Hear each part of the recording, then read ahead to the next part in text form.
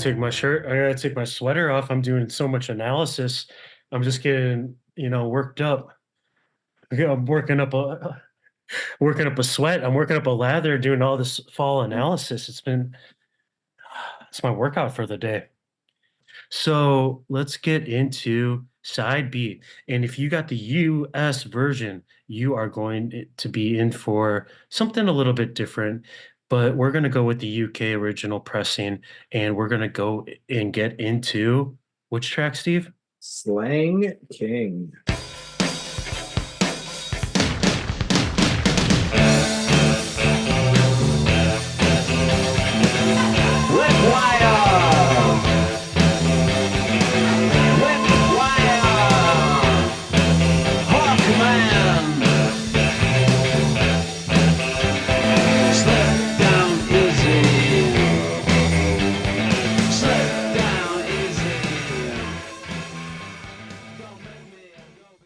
That one is always it catches my ear nicely because it has Brix's vocals in a very interesting response to Mark's lyrical lines. That just doing that high pitched slang king, and it's in line with the keyboard, which apparently is Paul Hanley.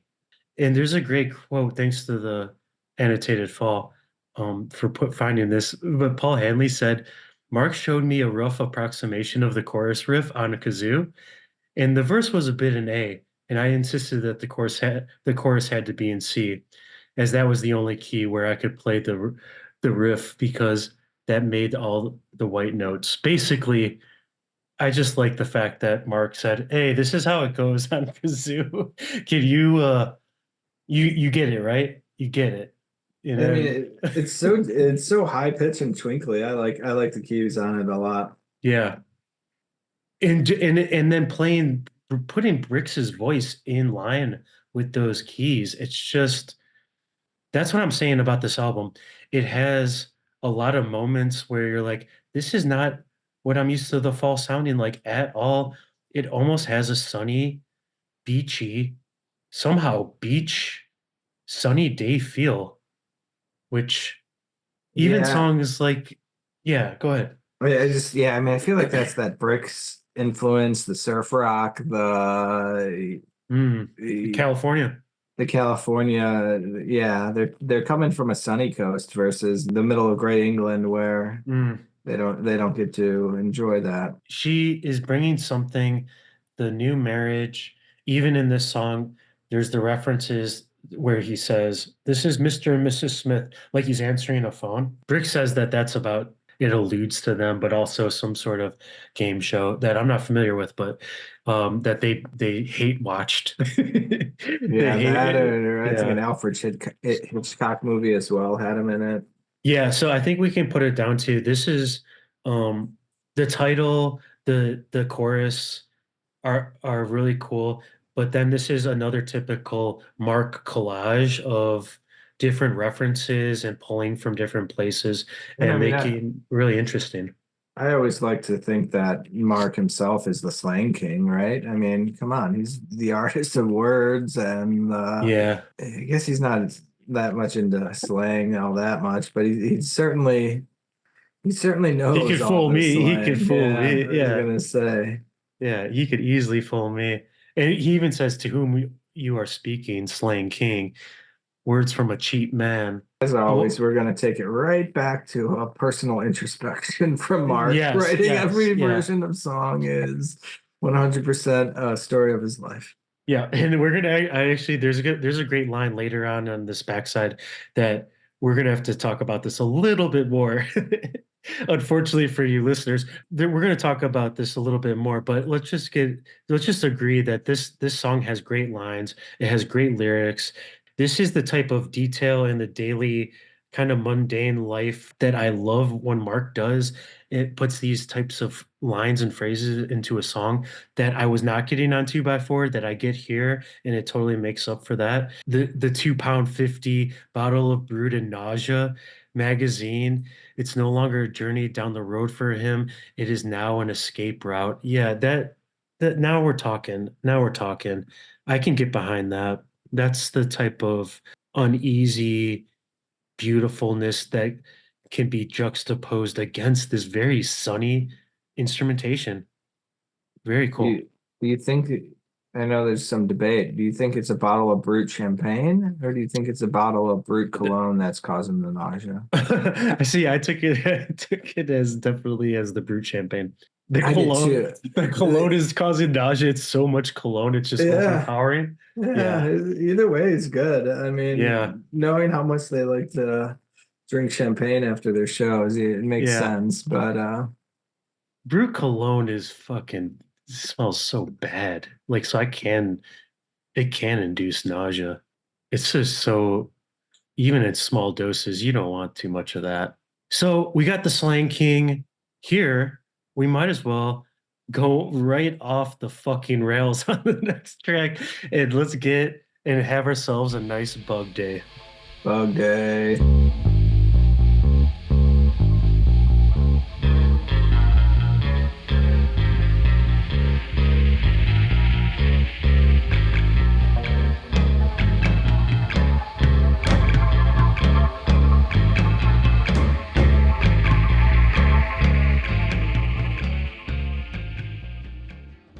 This one makes me laugh every time just because of one line. Do you know which line it is? I'm gonna guess. Yeah, I can give you a hint. I'm sure. It's towards the later part of this track. Well, I mean, we got first off, we got the answers, or anything is better than bug day.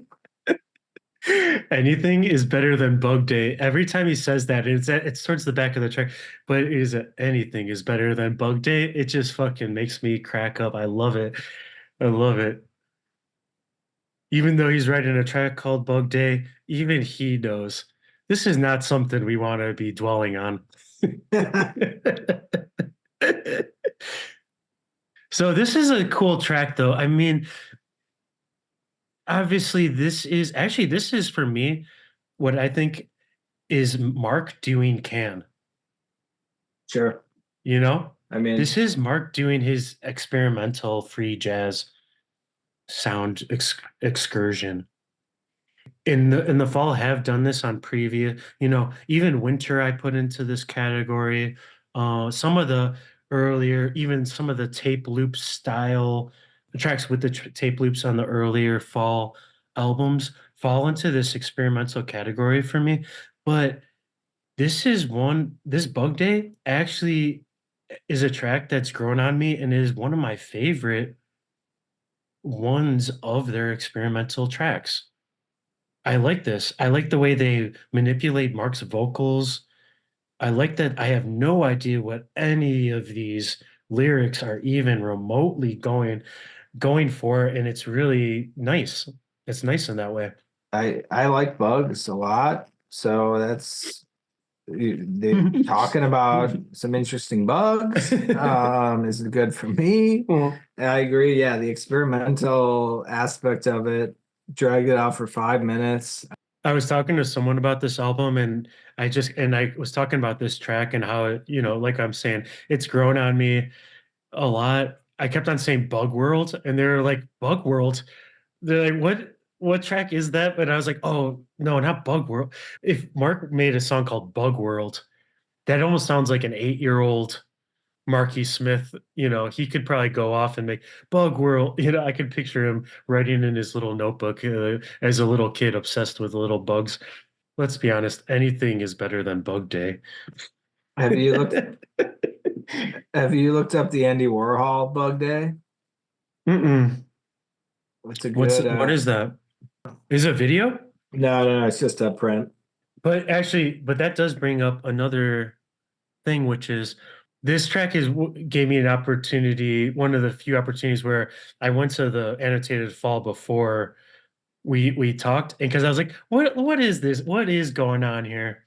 It kind of makes me feel a little bit better and kind of nice when I go onto the annotated fall and look up something and those guys, Dan, who we love, and all the everyone that's on there is kind of like they more or less come to the conclusion we have no idea what Mark is going for.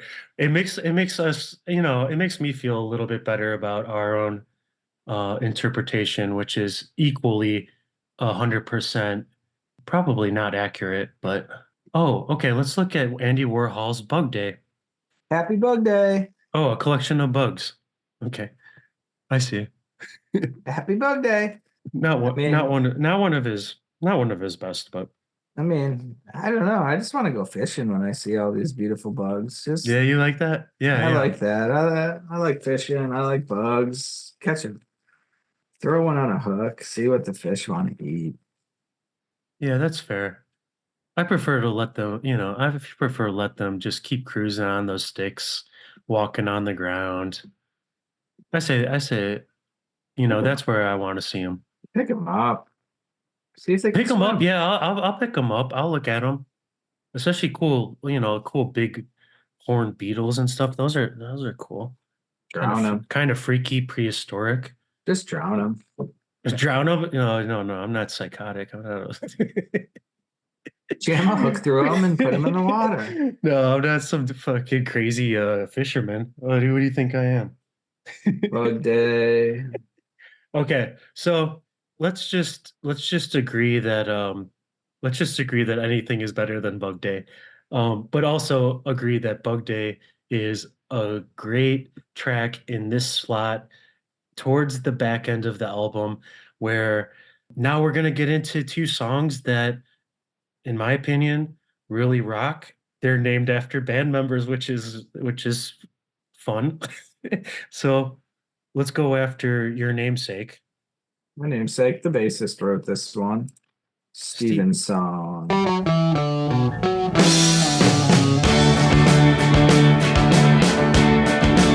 It was a thing with a head like a football. It was the song you were looking for. I always have to say to myself, it has nothing to do with me. It has nothing. How do you feel about Gavin Friday's vocals on this one? I don't think it takes away as much. It's Why more did it's they- more why- it's more tasteful. I It's think it more fits tasteful, better. but why did they bring him on? Yes, like That's what I was wondering too. We asked Danny No about it. It seems like he just got connected with the band through Bricks, or Bricks asked him, they were fans. I'm still curious if anyone knows when, where, and how and why the connection was made between The Fall and Gavin Friday. Let us know, because it is intriguing.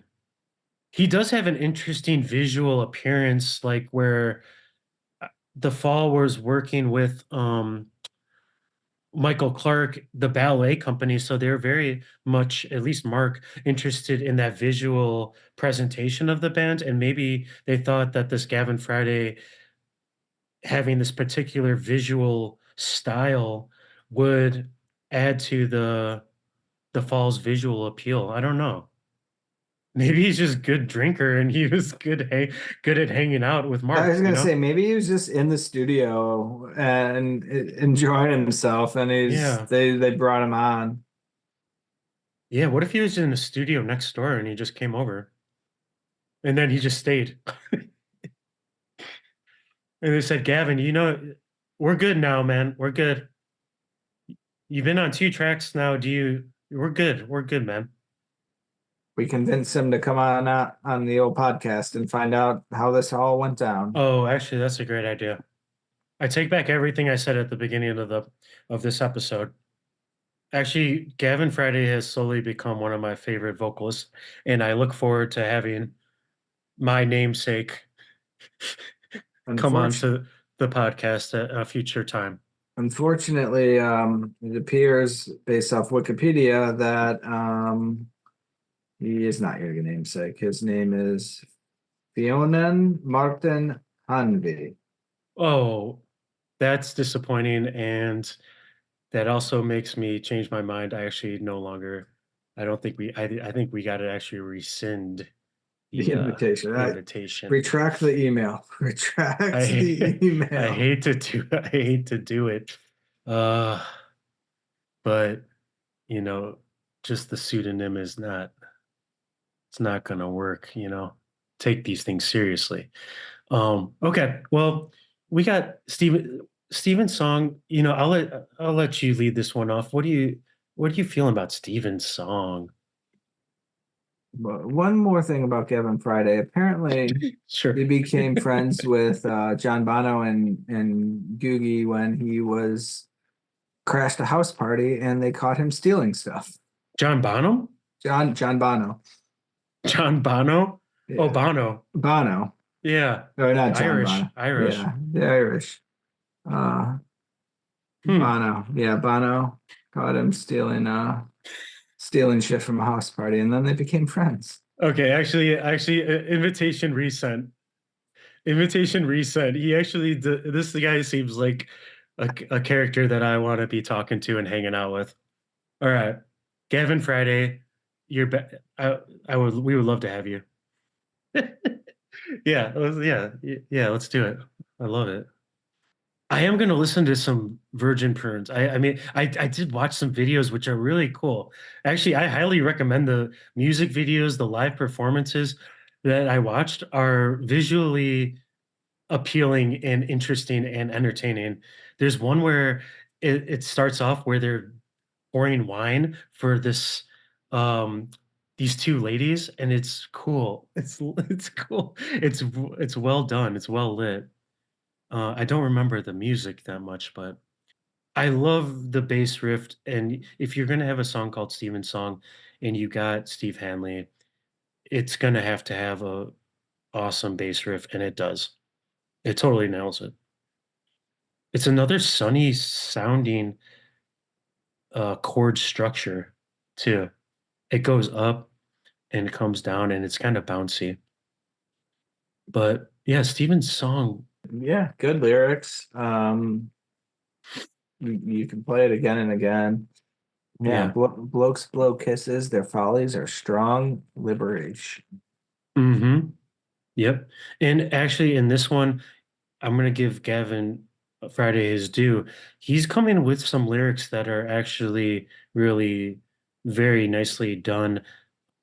I assume he wrote them, but maybe Mark gave them to him. But his vendetta in parchment, that line by itself is great. And then you also get Mark saying this line that I think there's a little bit of maybe some conjecture on what he's actually saying, but I take it as floating gray abundance.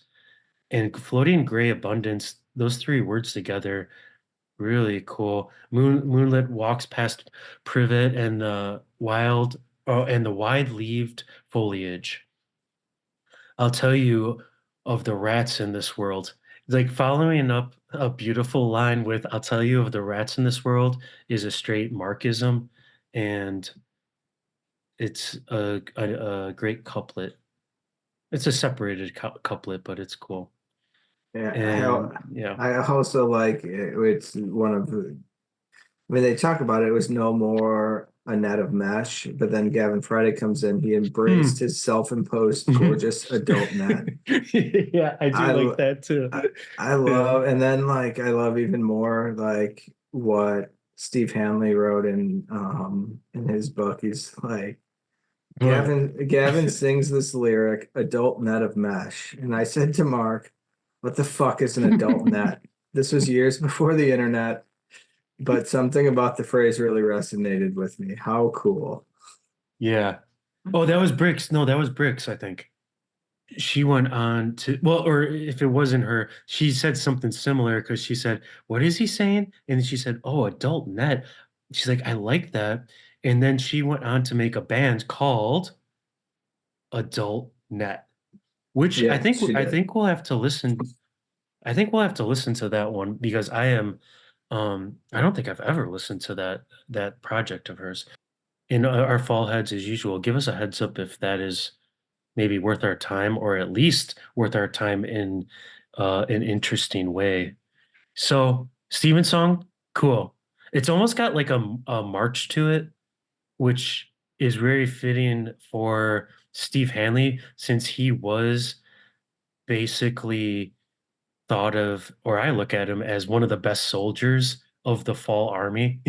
He was like a steadfast, and even everyone said he was the most consistent, reliable, professional. He was there for the right reasons. He was fully vested in the band, and to have this drum beat march and this song, it's it's a perfect Steven song, and it fits him, even if it's not directly about him.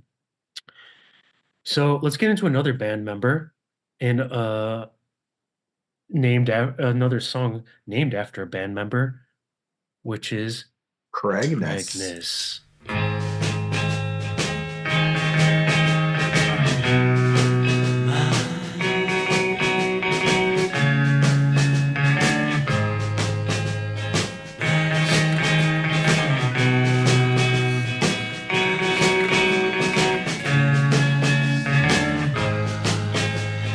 Neighbor downstairs with one eye, cohabits with a mass of blonde curls. Marky Smith or Hideous Freak with One Eye? Well, because the fall is going to be out of town for, on tour for, let's just be conservative and say 4 months, a quarter to a third of the year. I'm going to say, Freaks. When Mark is there, I don't think he's going to be there that often. I don't think he's going to be in his flat. He might have all. I will say this though, his hearing was probably really bad, even in middle age, where he was probably jacking that TV volume up hard. I mean, Yeah. I'll be there someday. So then the neighbors in the flat next to him, above, below, yeah, Listening to Twilight Zone from yes, 2 a.m. to 6 a.m. every yeah, day while yeah. Mark comes down off speed is not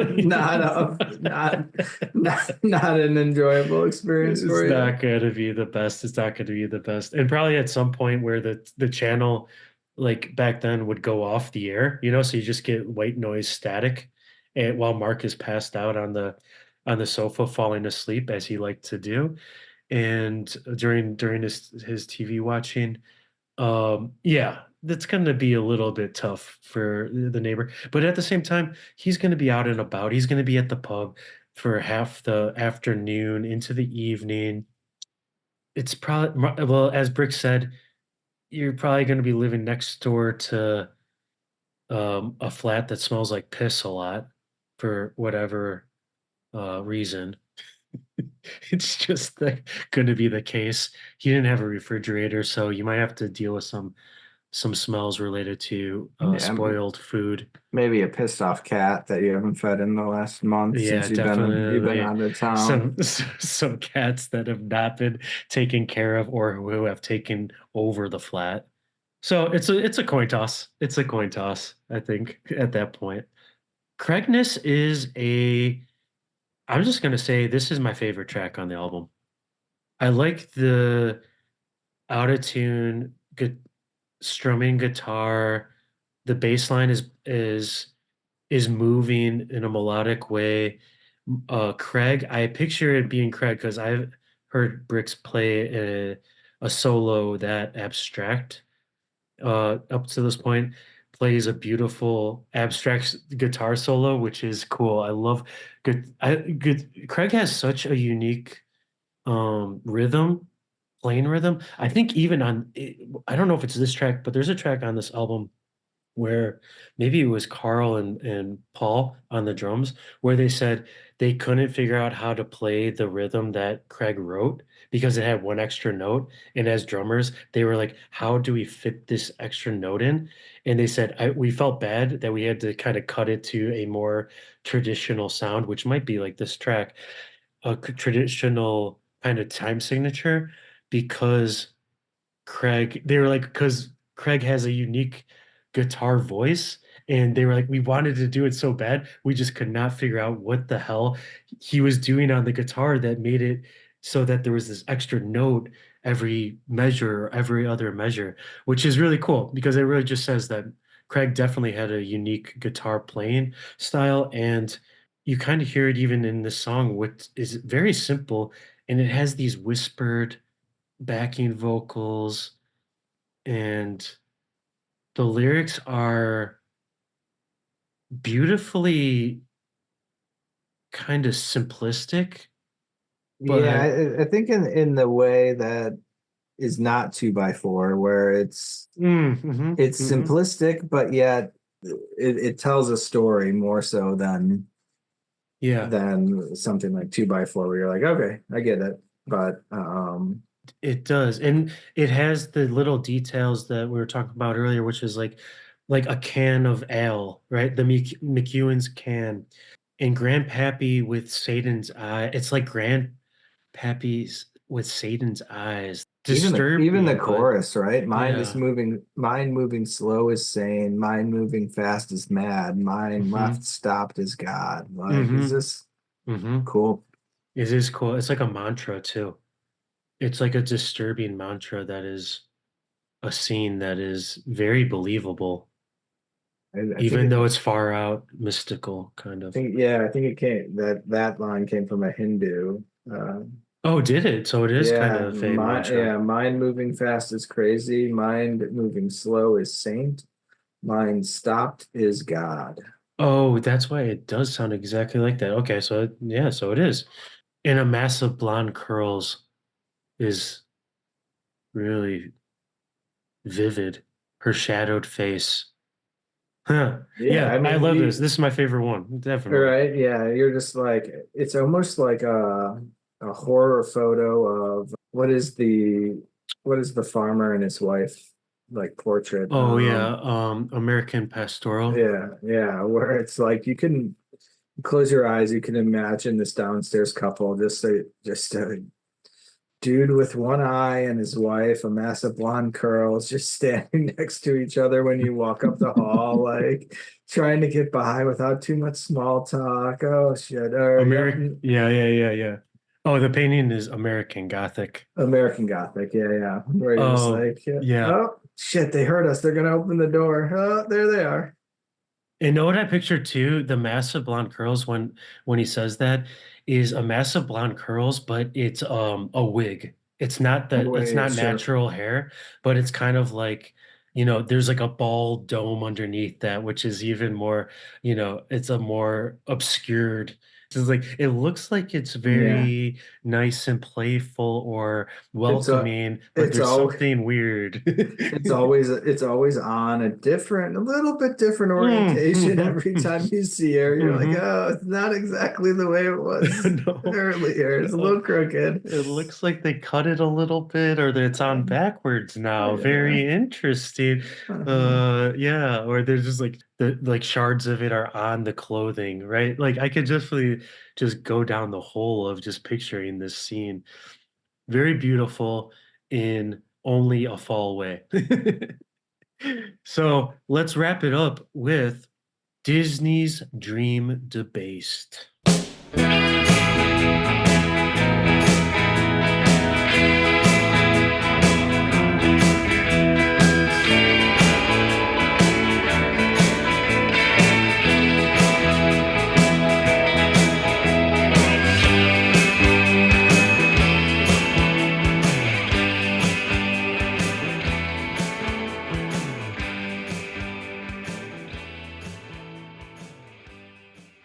And now we're ending with a nice trip to Walt Disney World with Bricks and Mark holding hands, walking up the steps to the magical kingdom, the castle, sharing some cotton candy together, getting their photo taken with uh, Donald Duck. Uh, Yeah, well, yeah, the chipmunks maybe. I feel like he the would like the chipmunks, yeah. chipmunks.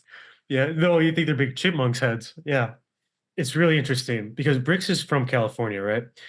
She was really obsessed with or really enjoyed going to Disney World, right? Right, And Disney. wait, Yeah, I think Disneyland, but yeah. Disneyland. I always get them mixed up because I literally have never been there, and I'm thankful. I got blessed. Yeah, so she liked to go to Disneyland all the time. And she wanted to take Mark to Disneyland, right? Because she said, I wanted to take Mark there because it's such a magical place. I love it going there. And she's like, and I don't know why in her wild imagination she thought that Mark would like this at all. Why would Mark E. Smith? Maybe he was different, who knows? But he went, he went with her. They went to Disneyland, Disney World, wherever the fuck they went. And they did the whole thing, walked around the park. She showed him all of her favorite spots.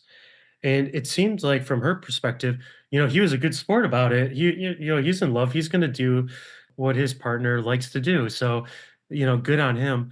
But they went to this ride, Mystical Mountain. It's like a Yeah, ride, yeah, it's the Matterhorn, and so it's a Oh, the big, Matterhorn. Okay. yeah, it's a big, Yeah. basically Yeah. like a log flume ride where like I think you're Yes. cruising in a log and then all of a Yeah. sudden you drop.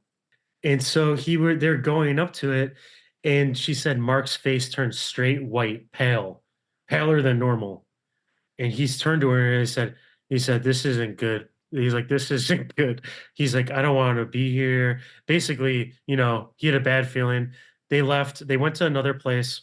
They were walking back later on, and they passed by the Matterhorn, closed. It was shut down. All these people rushing over to the Matterhorn.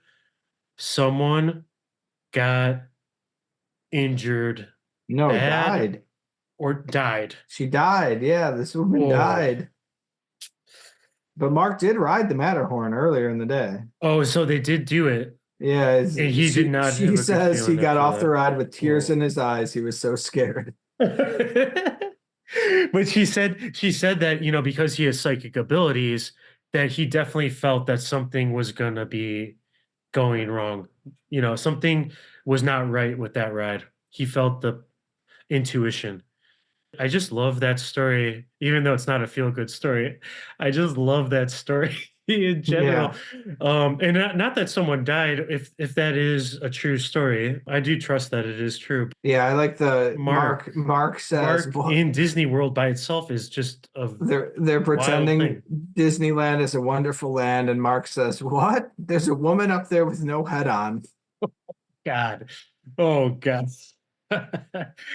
Oh God, yeah. Oh, you're just ghosts, guy. Oh, it's just ghosts. Uh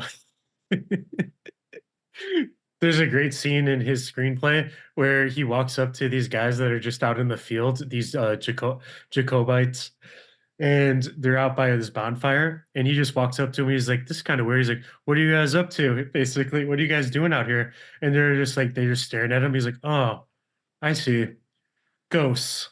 He's just like recognizing paranormal activity as a normal thing, smoking a cigarette. All right, catch your mates later. See you later, mate. It's just another day for Mark experiencing that.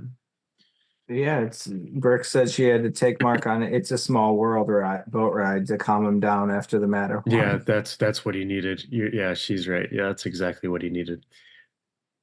Not a pint and a pack of cigarettes. They're probably the only spot you can smoke. Yeah. But okay, so this song this song, Disney's Dream Debased. How do you like this one? I It's mean almost that, as hilarious as the fucking story. It's just right on point. yeah, not not at all what you expect the fall to be about. But here Yeah. we are. Yeah. And yeah, I mean, you got tearing Disney up a little bit, talking about the death. Yeah, probably not one Disney's gonna make a movie out of. There's only one spot for this song, and it's actually, to be honest, the ideal spot is probably second to last. But it being last, it is probably the most produced and instrumentally track. It's got a very interesting sound that the Fall again have not traveled into this sound scape before. when you when you have lines like, and though Minnie, Mickey, and Briere and Pluto secretly prayed, there was no doubt at all, no two parts about it, was the day Disney's dream was debased. You're starting it with the blood on the ground and the blood on the sand, blood all around. This is this is great. It's great. Yeah,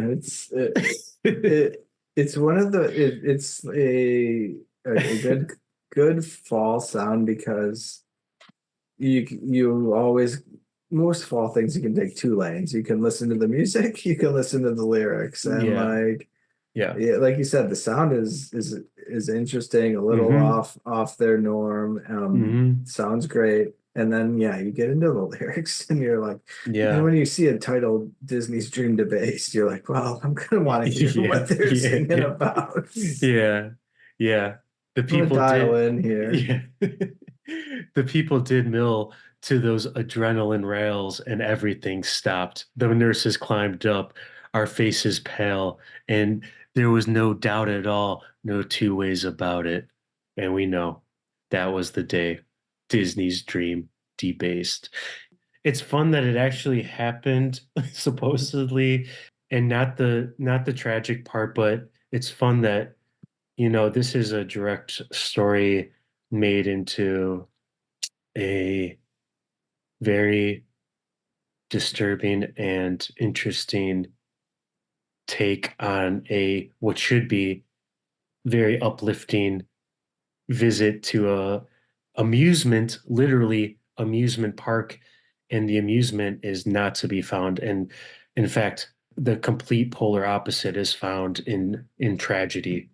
So it's one way to end an album, and they did it. And it's good. And this is what I'm talking about as far as moving forward, because this is a good way to end the album, but this is also a good way for us to journey into this era of the fall, which is going to be some more really weird shit like this that is so fun to get into, that I am so excited that we are going to do it. And I'm so excited that all of you listeners are going to be with us to experience it, um, in a new and in a different way, hopefully, that is intriguing to you as well. So, with that sound, we have to talk about this album as a whole.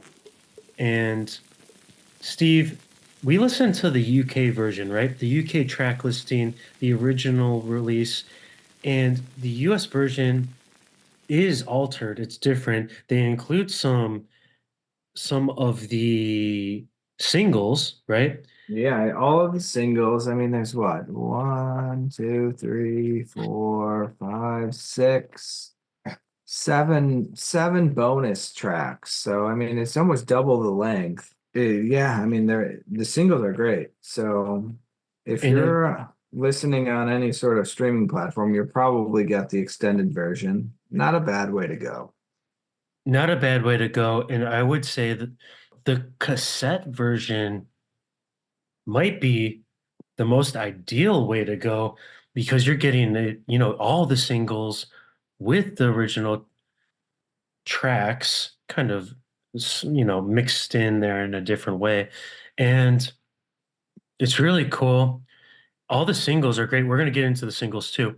But I gotta say, I'm only gonna make some slight alterations where I might throw in. I really like the song God Box, and I could see it being on this album. I really like the song No Bulbs, about Mark and Brix's apartment, pretty much squalor, and it's a true kind of song of rock and roll lifestyle, and the not the fantastical part or the interesting rock and roll part, but the living day to day in a place where you're struggling to find your belt and you have no light bulbs left that are working.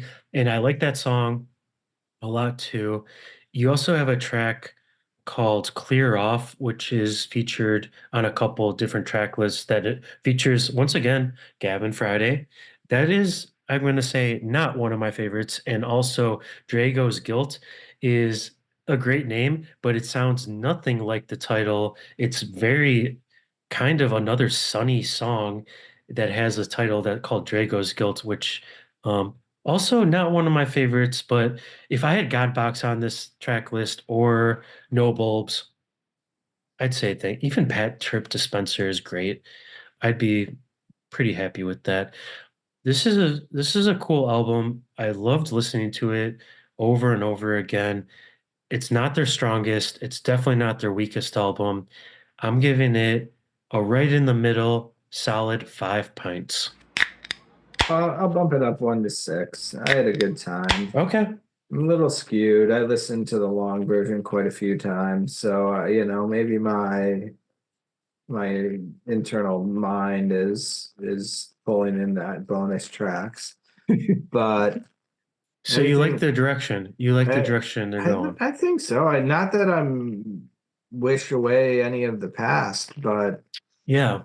anything you can take home to mom is Yeah, that's right. That's right. Yeah. but So yeah, get this it's from mom. Get this from mommy. get it for your mama. Take her to Disney World, the wonderful land of Disneyland. Wonderful and frightening Disney World.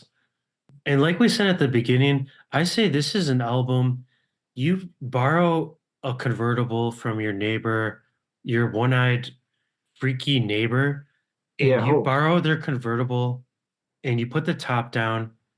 And I don't care if you're driving through, actually, I prefer if you're driving through the middle of Britain, gray skies, but you have that top down either way, and you're blasting this album. And I want you to enjoy yourself because that's the way I feel like this should be listened. And if you have the cassette version, Yeah, I'm gonna say oh, hopefully you got like a throw that Miata in. convertible with a tape deck and you're Oh, putting the yeah. cassette in and you're going Yes. all 16 tracks. Yes. And you're not, You're not coming you- home. you're not coming home. You got to turn it all the way up because the wind is going bananas. Enjoy it. It's wonderful. It's frightening, but it is, as always, as we find it on We Are the Fall, rewarding. And until next time, we'll just say, We are the fall. And we are the best. See you later, mates. Later, mates.